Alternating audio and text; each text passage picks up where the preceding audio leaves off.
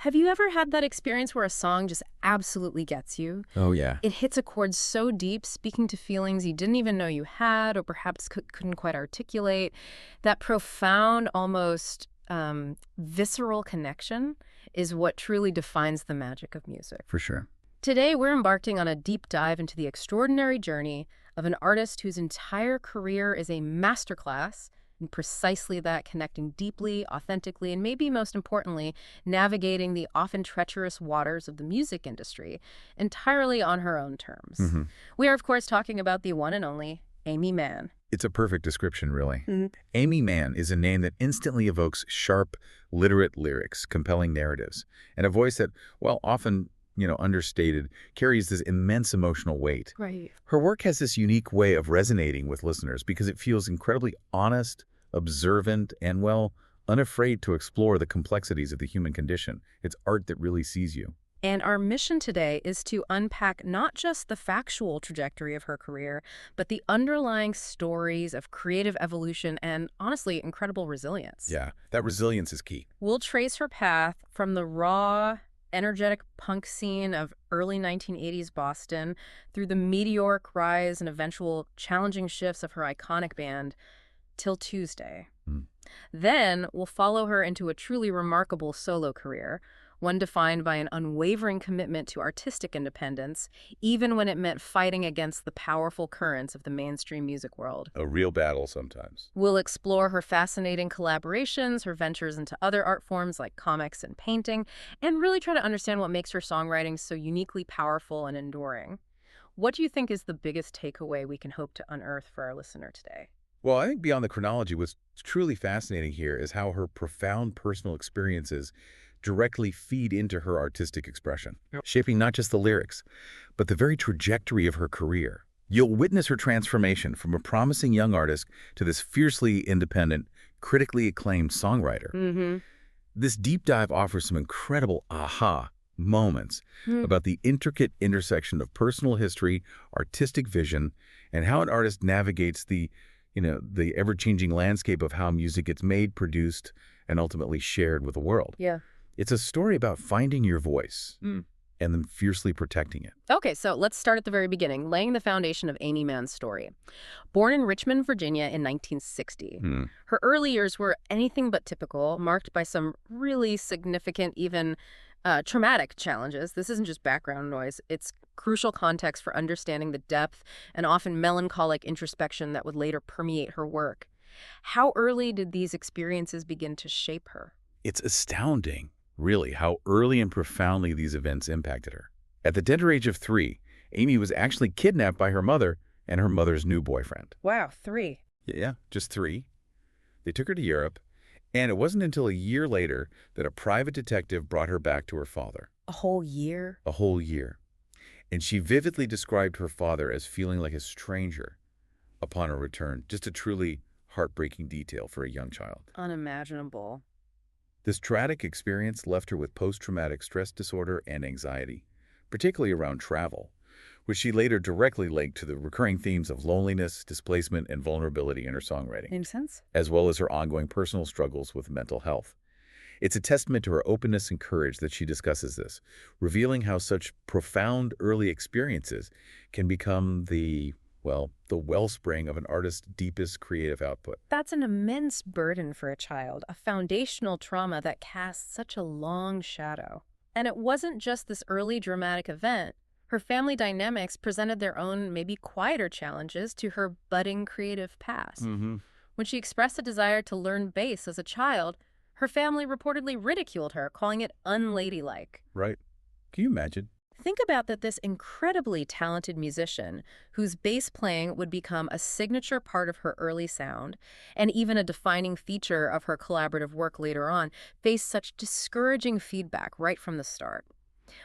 What does that tell us about her early resolve? It speaks volumes, doesn't it? About the early pushback she faced against her natural inclinations and her inherent resilience. Despite these obstacles, her musical awakening was undeniable. Yeah. At age 12, while confined to bed with glandular fever, she took the initiative to teach herself to play her brother's guitar. Resourceful even then. Totally. It was during her teenage years that she discovered artists like David Bowie and Iggy Pop, and she found immense liberation in the inventive freedom of punk and new wave music. This was a critical turning point for her. A real light bulb moment. Absolutely. She famously stated, and I think this really captures that moment of epiphany, that Patti Smith was out there and people were accepting her. Oh my God, there's a way out.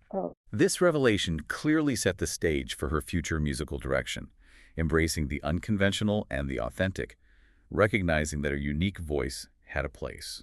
Oh my God, there's a way out. That's such a powerful phrase, isn't it?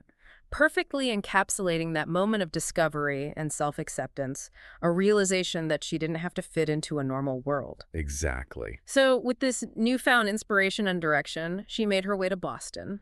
In 1978, she enrolled in the prestigious Berklee College of Music, intending to study bass guitar. Right.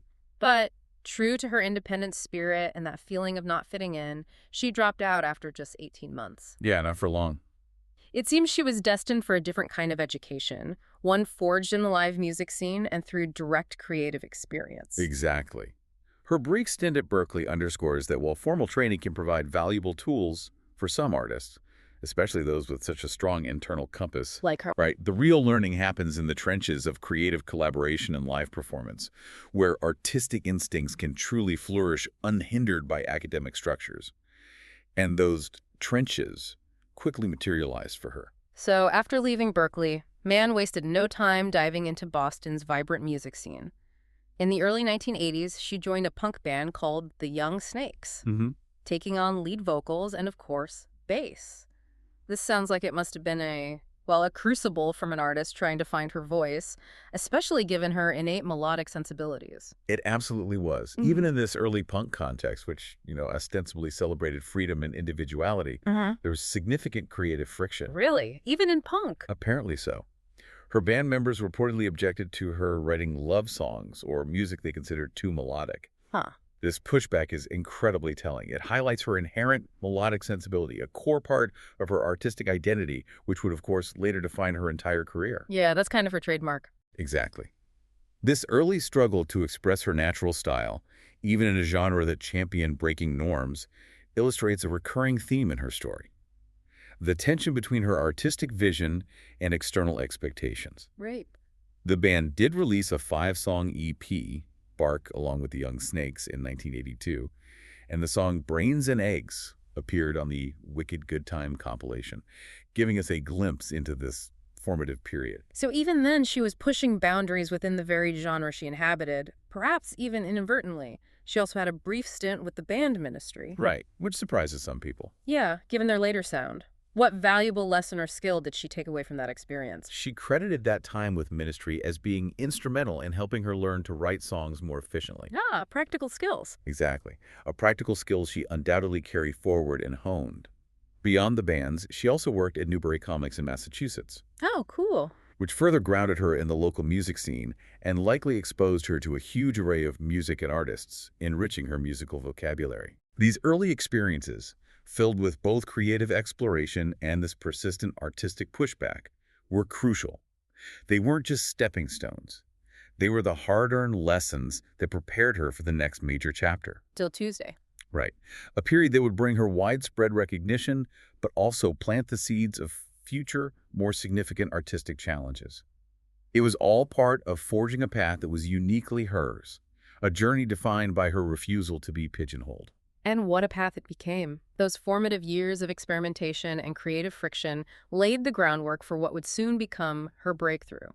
Let's move into the Til Tuesday era, a period that catapulted her into the national spotlight, starting with their formation and rapid ascent. Okay, so in 1982, Aimee Mann co-founded Til Tuesday right there in Boston.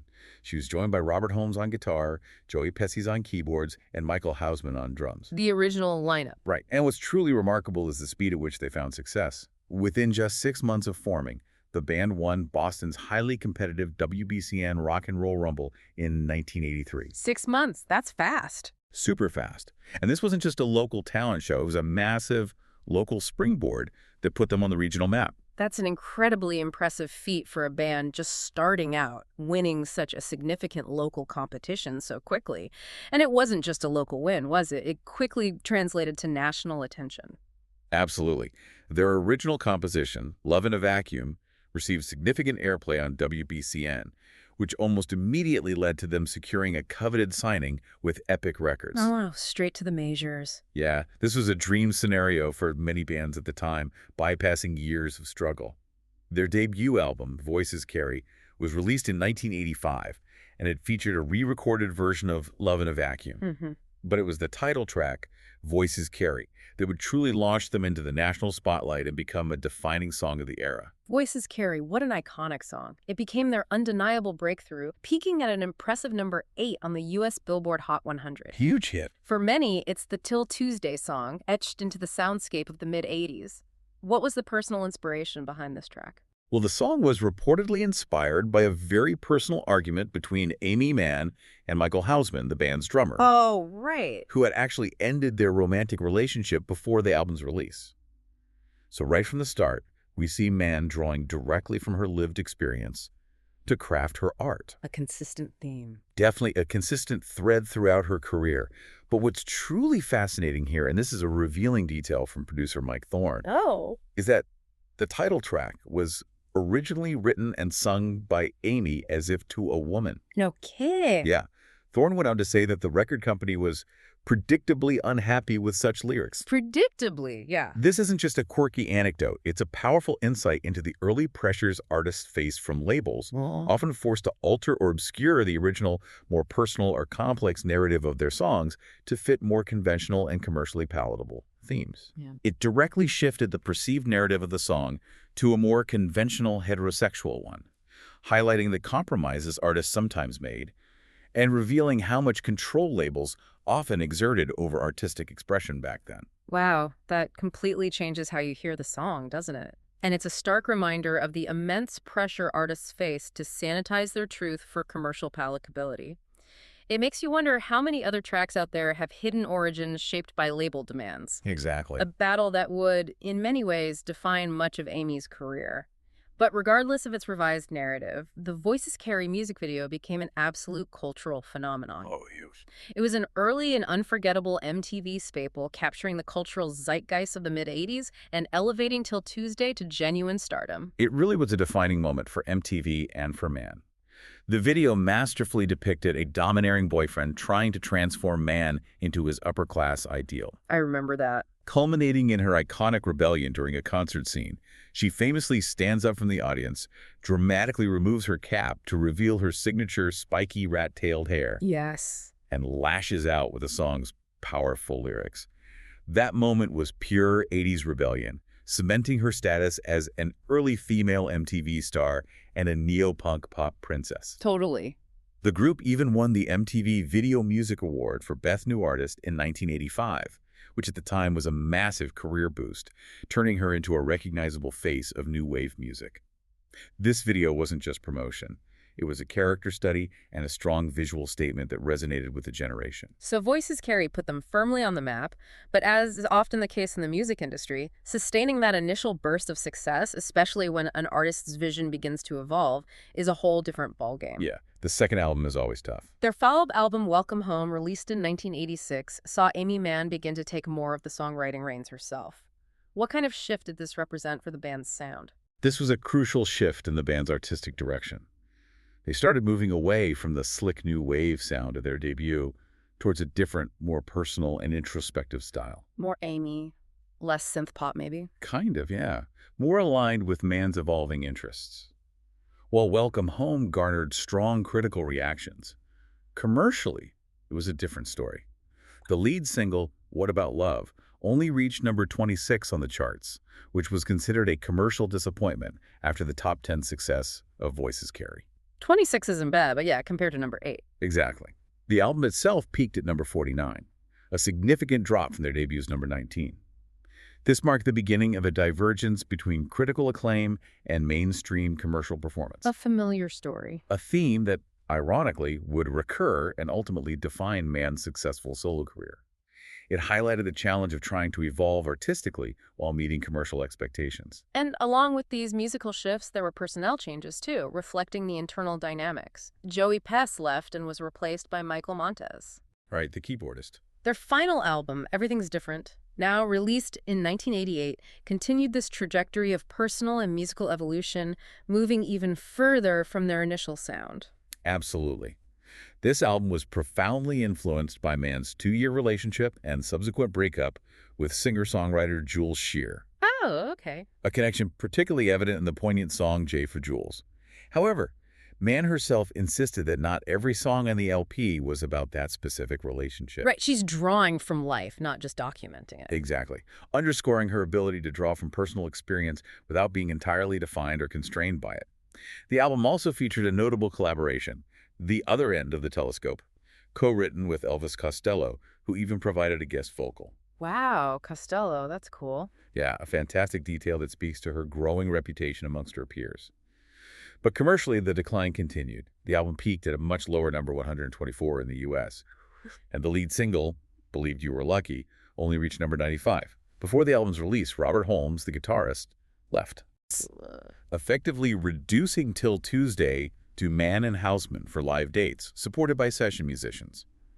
The band, as a collaborative unit, was clearly fracturing under the weight of evolving artistic visions and commercial pressures. So by 1990, the writing was pretty much on the wall. Til Tuesday officially broke up when Aimee Mann left to pursue her solo career. She later explained that her musical interests had genuinely changed.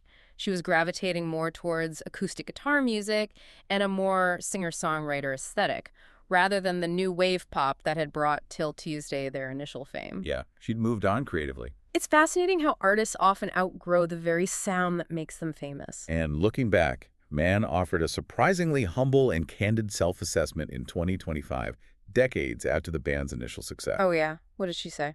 She stated, "To be honest, I was the weakest link. My vocals were super high and kind of weird and sort of punky. I'm surprised we ever got a record deal." Wow, that's self-deprecating. Totally. But she added, "But it's an era where we were right in the wave of certain sound at a certain time, and I think we did that really well for a while." That's fair. Timing is everything. This candid perspective highlights the unique sound and timing that contributed to their initial success, even as she herself evolved as an artist beyond that punky phase. What's also crucial to this transition, and a significant early indicator of her future struggles with the industry, Here comes. is that Michael Houseman, her former boyfriend and the band's drummer, became her manager. Right. Epic Records, however, held Mann to her contract for another 3 years, effectively preventing her from releasing any new solo material. 3 years. That's brutal. An immense hurdle. And it really set the stage for the major label disputes that would define a significant part of her solo career, showcasing the often unseen legal battles artists face. That's a huge obstacle right out of the gate, to be creatively ready for a new chapter, but legally bound to a past one. It must have been incredibly frustrating. Oh, absolutely. And yet, in retrospect, it seems to have fueled her fierce desire for independence.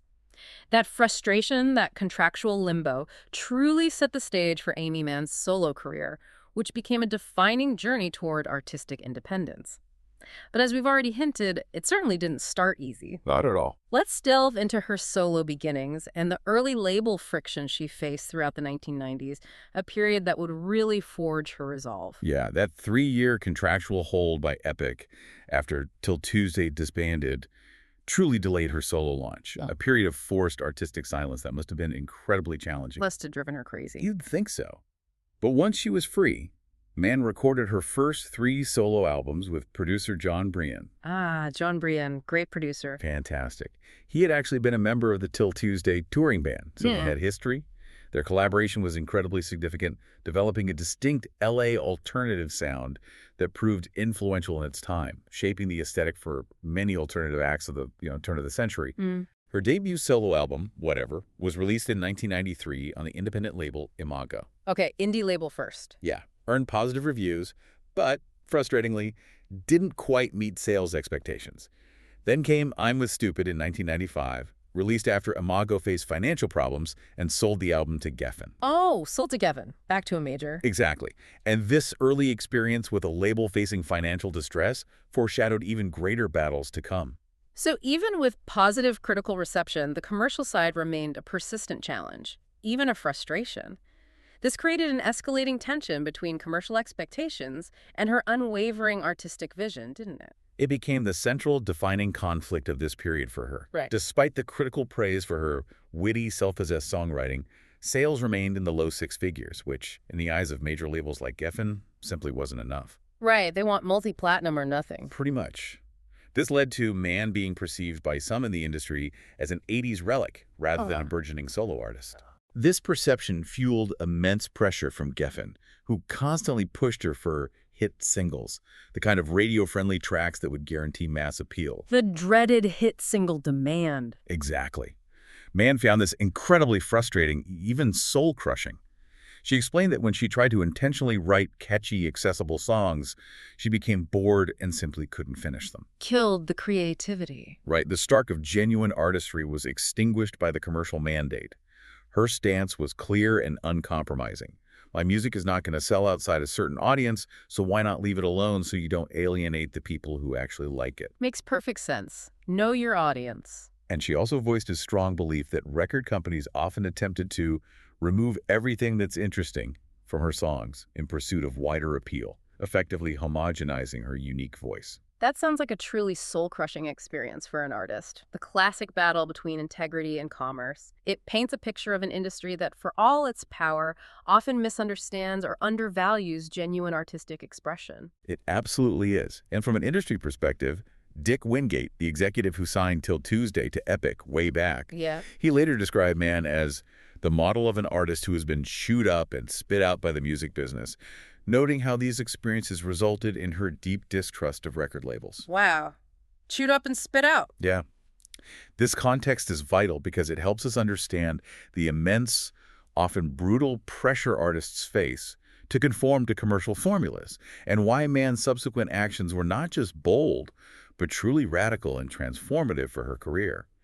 This entire period laid the crucial groundwork for her eventual path to complete independence, forging her resolve through fire. But then, in the late 1990s, a pivotal moment arrived, a genuine turning point that helped reignite her career and reintroduce her to a wider audience, the film Magnolia. Yes, Magnolia. Before that, though, her work at a particular LA nightclub seems to have played an important, almost spiritual role in shaping her craft during this challenging period. It certainly did. In the late 1990s, Mann became a regular and beloved performer at Largo, a Los Angeles nightclub that was a vibrant hub for alternative songwriters and musicians. Largo. Legendary spot. Totally.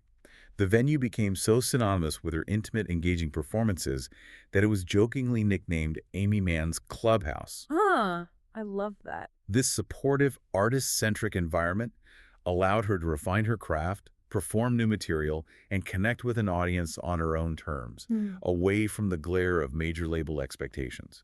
It was during this period that director Paul Thomas Anderson, a Largo regular himself, had a profound creative realization.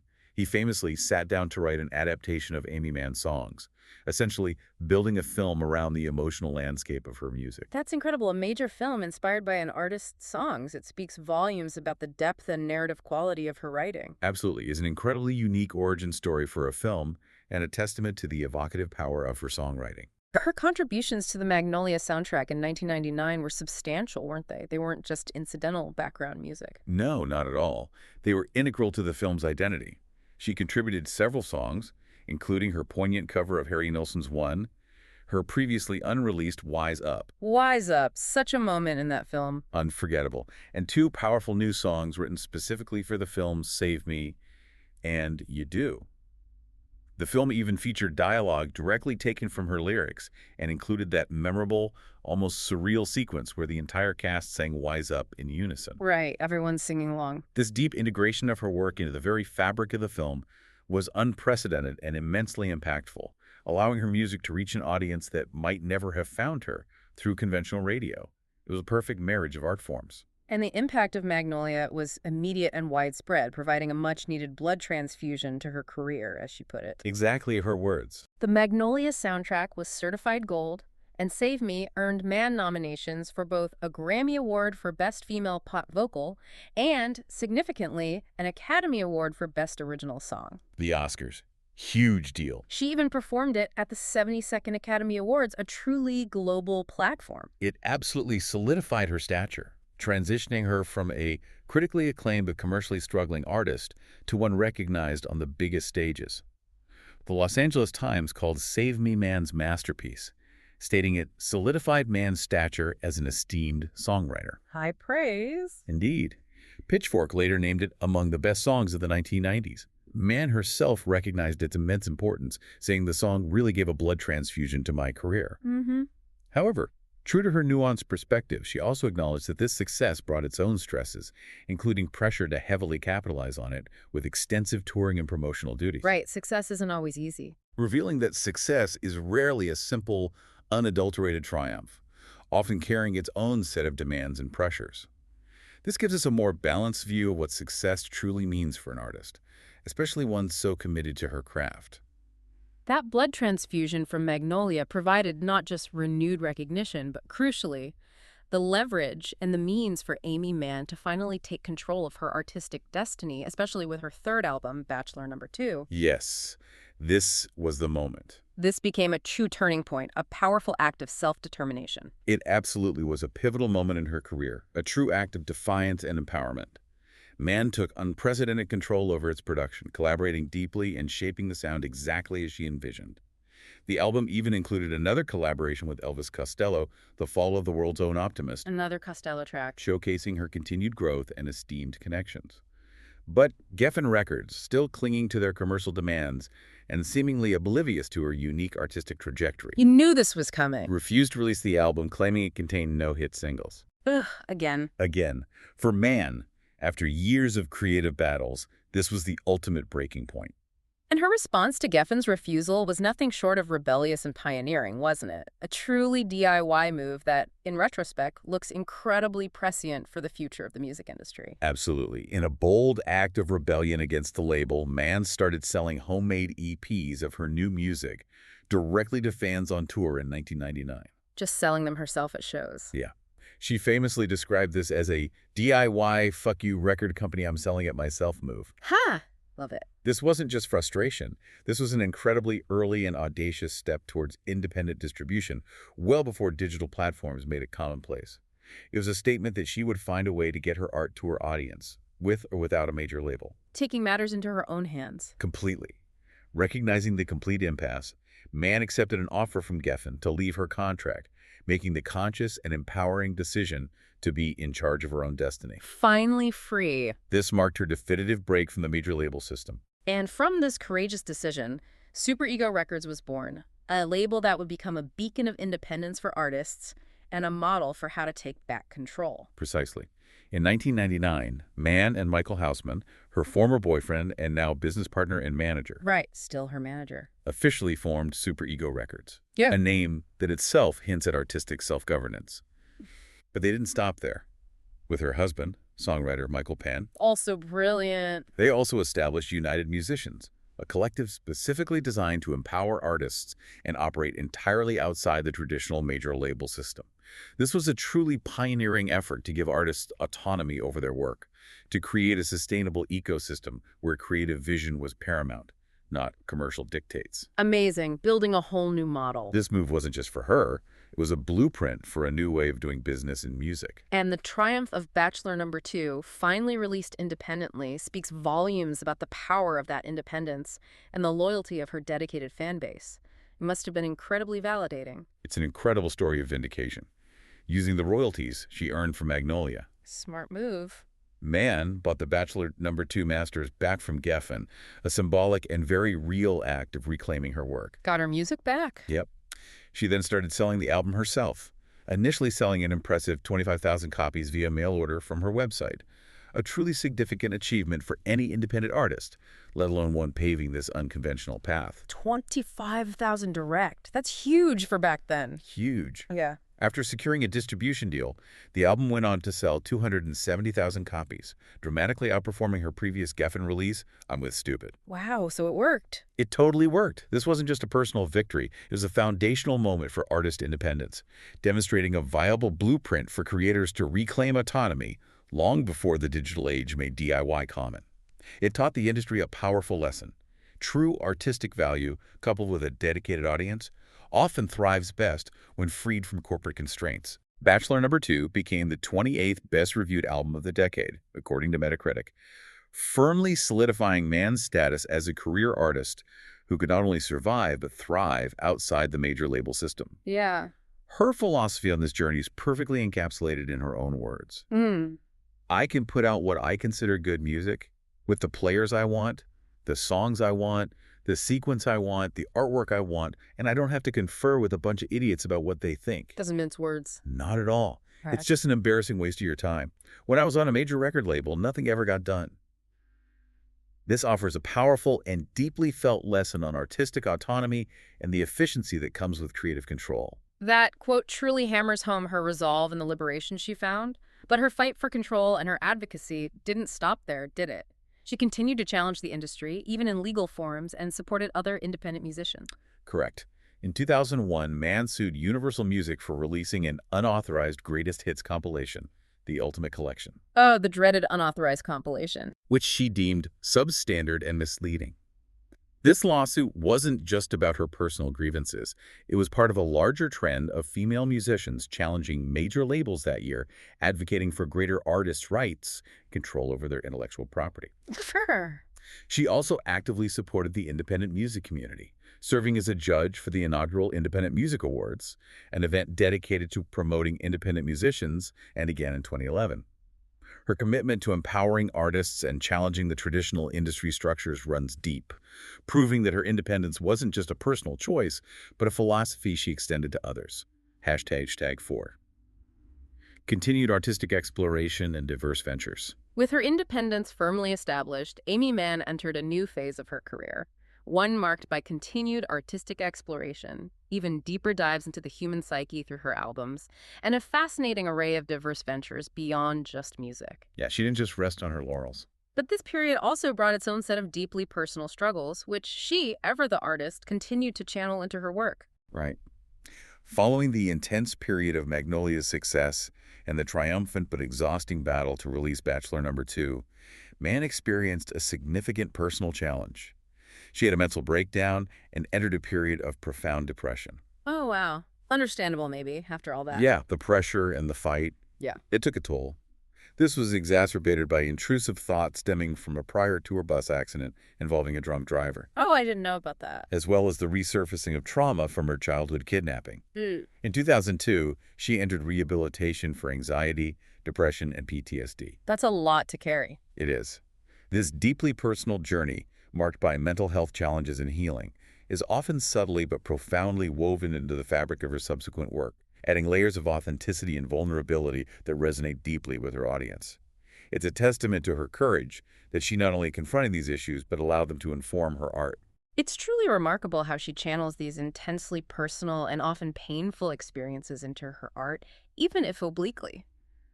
Her fourth album, Lost in Space, released in 2002, certainly resonated with many, perhaps because of this raw depth and honesty. Lost in Space indeed obliquely referenced these health problems, and it's a masterclass in how an artist can imbue their work with personal pain without being explicit. Paste magazine described it as another marvelous collection of Mann's intimate portraits of lost love and broken people, all set to a wry pop soundtrack Our specialty. that often lilts at the precise moment that one would expect dour melancholy. It's clear her ability to craft sophisticated pop songs around complex, sometimes dark, emotional landscapes was fully developed. She found a way to make the difficult beautiful, and fans will be excited to know that a remastered reissue and anniversary tour for Lost in Space are actually scheduled for June 2025, Oh, cool. offering a chance to revisit this pivotal work. That's something to look forward to. She continued to delve into narrative and character with her next albums, almost becoming a musical storyteller. Indeed. In 2005, she released The Forgotten Arm, a concept album set in the 1970s about two lovers on the run, produced by Joe Henry. Ah, concept album. Interesting. Yeah, it's a beautifully crafted narrative told through song, showcasing her literary approach to songwriting. Its album artwork even won a Grammy Award for Best Recording Package, Oh, for the artwork. which is a testament to her holistic artistic vision, extending beyond just the music to the entire aesthetic presentation. Then, in 2006, came One More Drifter in the Snow, a Christmas album featuring both covers and new songs. A Christmas album from Aimee Mann. Yeah, but very much her style. Mann drew inspiration from classic Christmas records, infusing them with her unique, often wistful sensibility. This album actually led to her starting an annual tradition of Christmas shows for people who don't really like Christmas, Ah, that's perfect. blending her music with comedy. It's a unique take on holiday performances, catering to a specific, perhaps cynical demographic that appreciates her wry humor. That sounds like a perfect fit for her dry, insightful sensibility, finding humor in the everyday. She followed that up with @% Smilers in 2008. Right, add #%Smilers. It notably featured minimal electric guitar and placed a greater emphasis on keyboards, showcasing a subtle shift in her sonic palette and a willingness to continually experiment. Always evolving the sound a bit. Always. It debuted at number 32 on the Billboard 200, indicating her consistent, dedicated fan base. Critics praised its big pop hooks and a rich sonic sheen, demonstrating her ability to craft commercially appealing sounds without compromising her artistic integrity. Its artwork was also nominated for a Grammy, Another artwork nom. further highlighting her overall artistic commitment. Then in 2012 came Charmer, which explored themes of distrusting personal charm. Ooh, interesting theme. A very Aimee Mann-esque topic ripe for her insightful lyrical style. The music video for the song Labrador even featured actor Jon Ham. and clever references to Til Tuesday's music videos, creating a fantastic full-circle self-referential moment for longtime fans that was both nostalgic and witty. That's brilliant. I need to see that video. It's great. Beyond her albums, this period also saw her make some memorable appearances in other media, further broadening her reach and showcasing her unique persona. She certainly did.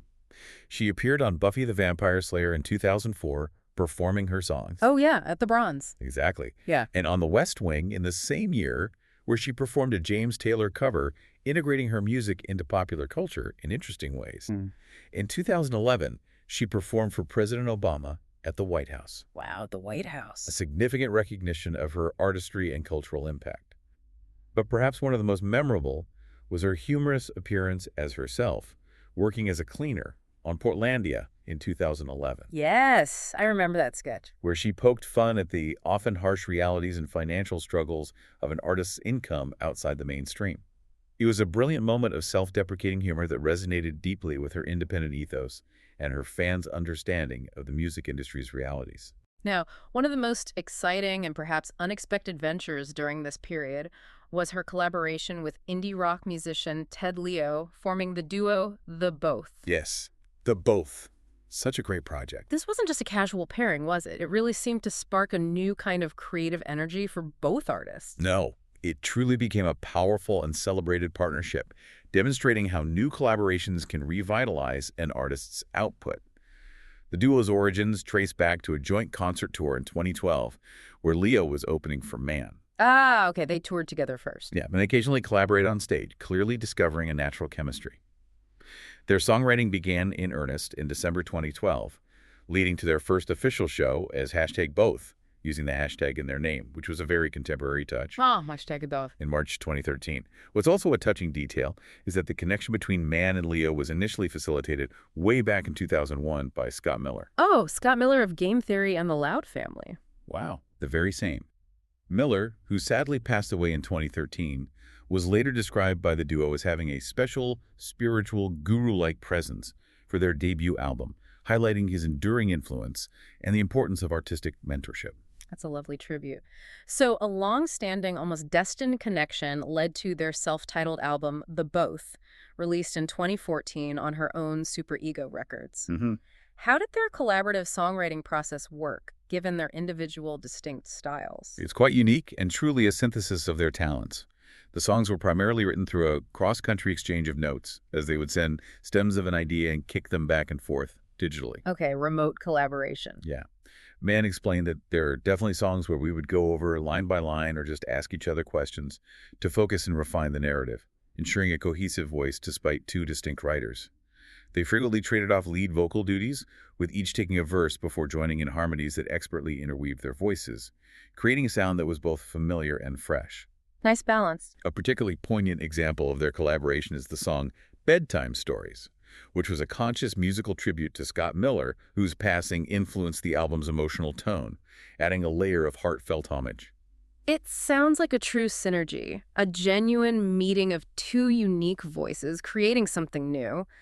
What was their live presence like? That dynamic seems like it would be a highlight. Live, Mann played bass and acoustic guitar, while Leo handled electric guitar and occasionally a modeling keyboard to replicate studio overdubs. Covering all the bases. Right, maintaining a rich sound with minimal personnel.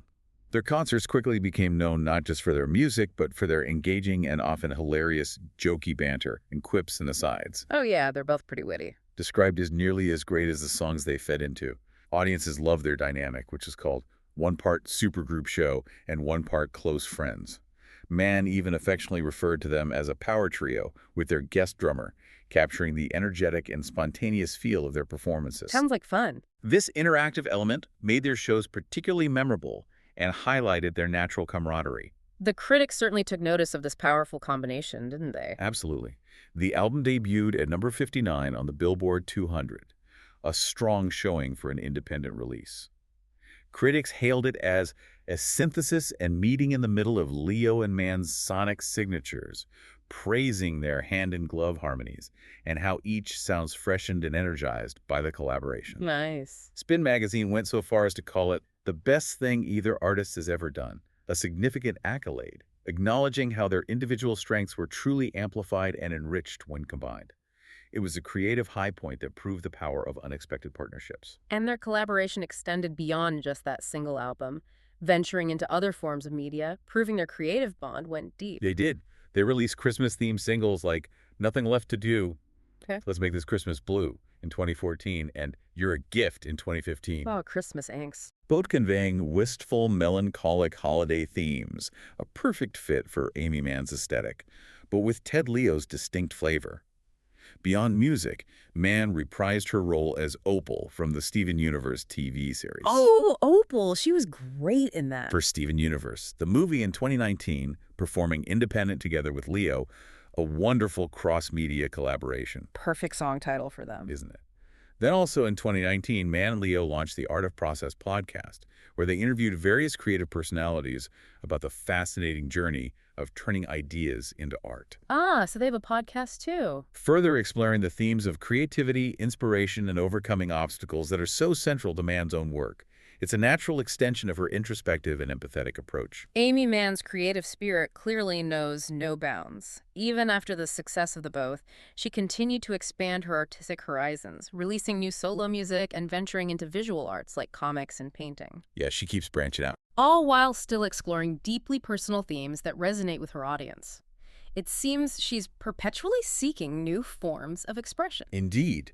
Her 9th solo album, Mental Illness, released in 2017, was a significant return to a more stripped-down, sparse acoustic sound. Back to acoustic. Yeah. It was a collection of intimate songs featuring collaborations with songwriters Jonathan Coulton and John Roderick. Oh, Coulton and Roderick, great choices. Showcasing her continued ability to find compelling partners. The album went on to win the Grammy Award for Best Folk Album. Wow, a Grammy. A testament to its raw honesty and exquisite craftsmanship, and acknowledgement of her mastery in this more acoustic vein. Mann revealed that the title, suggested by a friend, was a bald, accurate, and funny description of the songwriting themes she consistently explores. Just calls it like it is. A very direct and fitting title for her body of work that doesn't shy away from difficult subjects. And then in 2021 came her 10th album, Queens of the Summer Hotel, which had a fascinating, almost theatrical origin, showcasing her adaptability in the face of creative roadblocks. It did. The songs on this album were directly inspired by Susanna Kaysen's 1993 memoir, Girl, Interrupted. Ah, okay, based on the book. Which recounts Kaysen's time in a psychiatric hospital. Mann had originally developed these songs for a musical based on the memoir, but unfortunately the project was canceled by the COVID-19 pandemic. Oh, shame about the musical, but great she salvaged the songs. Exactly. This shows her remarkable adaptability and resilience. Instead of letting the work languish, she transformed the creative setback into a compelling album, giving these carefully crafted songs a new life and a new audience. It's a wonderful example of an artist pivoting gracefully. Beyond music, she's also ventured significantly into the visual arts, which is really interesting for a songwriter who is so known for her lyrical precision. What prompted this expansion? It is quite fascinating how she translates her storytelling into other mediums. In 2022, Mann began posting autobiographical comics on Instagram. Oh, I've seen those. They're great. They are. a delightful and intimate peek into her world and inner thoughts.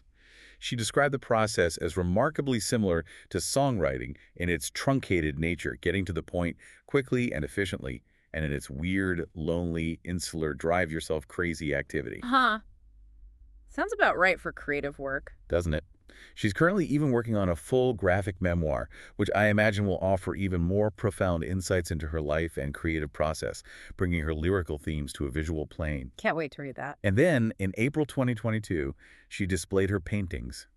You could have been a Roosevelt at City Winery in Manhattan. This series included portraits of the 10 worst U.S. presidents and selected first ladies. The worst presidents. That's hilarious. Totally her sense of humor. She humorously noted that Antony Blinken, a friend, declined to have a portrait of Millard Fillmore on his wall, a wonderful witty anecdote showcasing her signature humor even in her visual art. It's clear she's always looking for new avenues of expression, and that also extends to another podcast venture, further cementing her role as an interviewer and explorer of the creative process. Indeed. In January 2023, Mann launched an Audible podcast titled Straw into Gold. In this series, she interviews various artists about the profound connection between art and trauma. Ah, a recurring theme for her. Absolutely. Further exploring themes that are so central to her own work and personal history.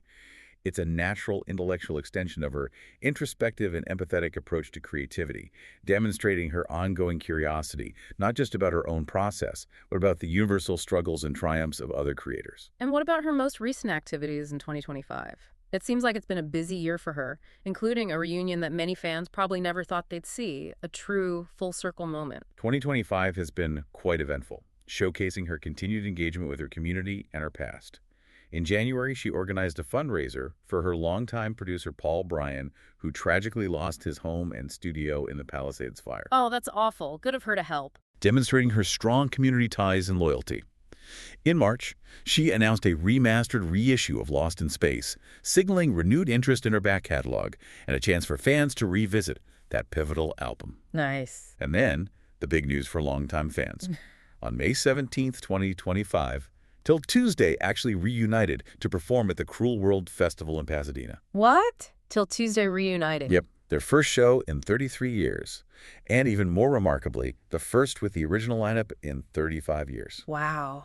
How was it, did she say? Mann noted the challenge of relearning the songs due to changes in her voice and style over the decades, offering another glimpse into her dedication and ongoing growth as a performer, adapting her current voice to her past work. It must have been wild revisiting those songs. You'd imagine.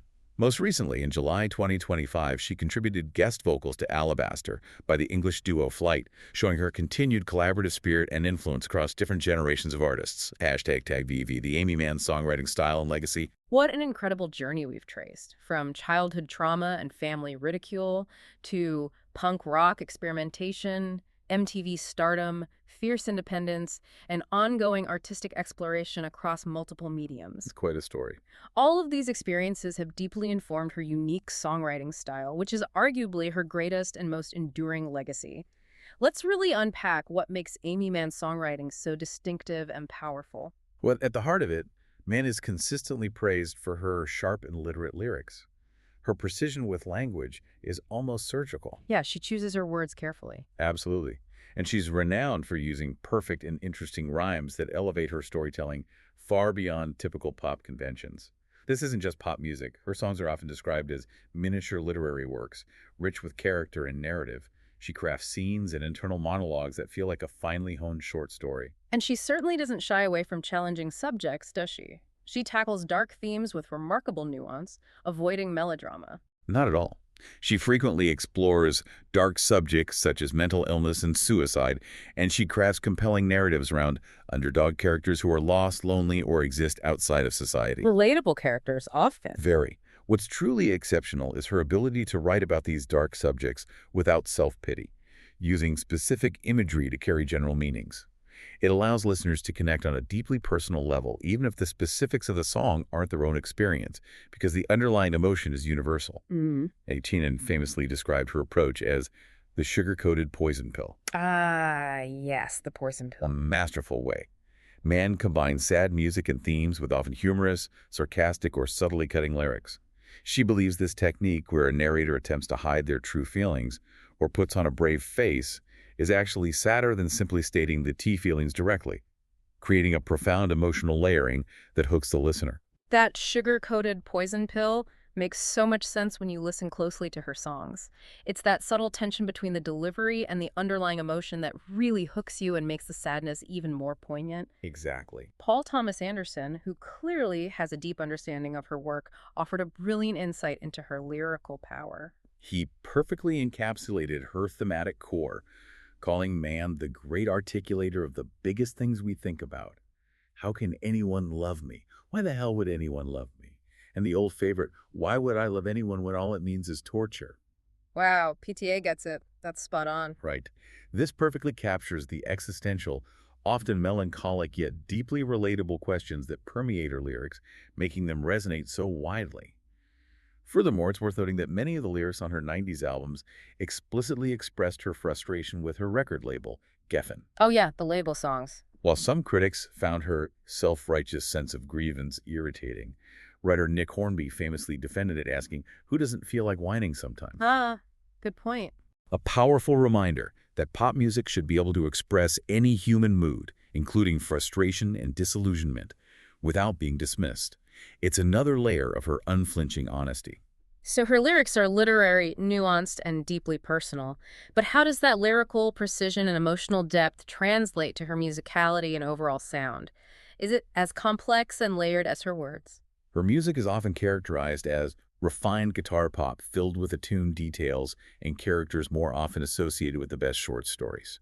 There's a formal elegance to it, a carefully constructed quality. Structured, yeah. Jon Brion has described her as a formalist of pop songwriting, where verses, choruses, and bridges arrive in their proper places and melodies trace a measured, symmetrical rise and fall.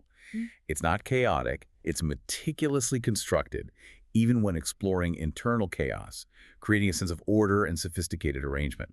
Interesting contrast there. Ben Ratliff echoed this, noting her urbane pop songs, melodically rich and full of well-worn sayings fitted into spiky couplets. She builds sophisticated, accessible pop songs that carry deep emotional weight, often with deceptively simple arrangements that allow the lyrics to shine. That idea of order from chaos seems to be a key insight into her entire creative process, a way of making sense of life's complexities through artistic structure. It is, and it comes directly from Mann herself. Yeah. She views songwriting as an exercise in order, to attempt to describe something, to make connections, to put pieces together, to try to sum up complicated ideas in a 3.5-minute song that's trying to put chaos in order for me. Wow, that's a great quote. Isn't it? This is a profound insight into the creative act itself, finding structure and meaning in the seemingly unmanageable aspects of life and emotion, and presenting it in a digestible, beautiful form. In terms of instrumental choices, while she was known for playing bass with Til Tuesday and the Both, Right, the bass. she generally uses acoustic guitar for her solo shows, finding it more convenient and perhaps more intimate for conveying her personal narratives. Her early solo work with Jon Brion was particularly influential, defining that distinct LA alternative sound, and later albums have been consistently produced by Paul Brion, further refining her sonic signature. When we talk about her influences, who are the artists and sounds that shape this very distinctive and critically acclaimed style? She clearly pulls from a rich tapestry of musical history. Mann primarily draws from classic 1970s chord progressions and melodies. She cites Elton John as most important for her, particularly for his melody, the chords, his singing. Elton John, interesting. Saying there was something in the DNA of his melodic structure that she picked up on and was profoundly influenced by. Beyond that, she reveres Steely Dan, stating they are the one band that I 100% love with no reservations. Steely Dan. Okay, I can hear that. Which is high praise from a discerning artist. She also admires Fiona Apple, Leonard Cohen, Stephen Sondheim, and Jimmy Webb. Great songwriters. And crucially, she found Elliott Smith's music affirmed for her that it was acceptable to write about personal or dark subjects, giving her permission to fully embrace her own introspective voice. Ah, Elliott Smith. Makes sense. Her influences also stretched to broader sounds like American songbook standards, ragtime, and older British bands such as the Kinks, the Zombies, and Squeeze, showcasing a deep, eclectic appreciation for well-crafted songs. Eclectic taste. Definitely. And despite all this critical acclaim and influence, how does she perceive herself in the broader music landscape? She certainly hasn't chased mainstream stardom. No, Not at all. Yeah. Mann has consistently stated she's not interested in being a pop star, acknowledging she lacks the special skill for it, Ah, the special skill. meaning the relentless self-promotion and image crafting often required. She's focused intently on the craft, not the celebrity. This self-perception aligns perfectly with her critical esteem, which, while high, is often framed in a specific way. How so? Brian Hardy from Stylist characterized Mann as the archetypal, critically acclaimed, commercially unsuccessful singer-songwriter with a cult following, noting that her devoted fan base is what has sustained her career despite a lack of mainstream radio play. Right, the cult following label. This isn't a criticism. In her context, it's almost a badge of honor, signifying an artist whose integrity has won out over fleeting trends. So it's not about chart-topping hits for her, but rather a deep, enduring connection with an audience who truly understands and values her unique artistic voice. That's a different kind of success altogether. Precisely. In 2006, NPR named her among the 10 greatest living songwriters, Wow. NPR Top 10? with Robin Hilton calling her vastly underrated and praising her real gift for piercing the heart of something, revealing instead of telling and wrapping it all up in inspired melodies. Paste also named her the 54th greatest living songwriter. High praise indeed. These accolades highlight her profound impact as a songwriter, even if her path didn't follow the typical trajectory of mainstream stardom. Her voice, both literally and figuratively, has proven to be incredibly enduring and influential, a testament to her unwavering artistic vision and the power of deep, meaningful connection with an audience. #outro. What an incredible deep dive we've taken today, from the profound personal challenges of her childhood to the unexpected rise of Til Tuesday, Aimee Mann's resolute carving out of an independent solo career, and her ongoing exploration across multiple art forms, It really covers a lot of ground. all while maintaining an unparalleled lyrical integrity. We've seen how personal history, industry challenges, unwavering artistic vision, and even the resilience to navigate mental health struggles all converge in her work, creating something truly unique and profoundly lasting. Her story is not just a biography, it's a masterclass in creative resilience and artistic autonomy. It truly is. Aimee Mann's career is a compelling narrative of staying true to one's artistic voice, even when it means fighting against the powerful grain of the mainstream music industry. It's a testament to prioritizing authenticity over easy commercial success and building a career on the strength of your craft and the loyalty of a dedicated audience. She didn't just survive the music business, she redefined success on her own terms, becoming a pioneer for artists seeking independence. So, as you reflect on her story and the choices she's made throughout her decades-long career, consider this. In a world often dominated by algorithms, fleeting trends, and the relentless pursuit of viral fame, Yeah, today's world. what does Aimee Mann's enduring career truly tell us about the true value of art and the meaning of success? Is it about chart positions and mainstream appeal? Or is it about the quiet, persistent act of creating meaningful work and connecting deeply with a dedicated audience on your own terms? A really important question. And what lessons can this offer to any creator navigating their own path today, whether in music, writing, or any other creative endeavor? There's a lot to learn from an artist who chose to be her own man, carving a path that continues to inspire.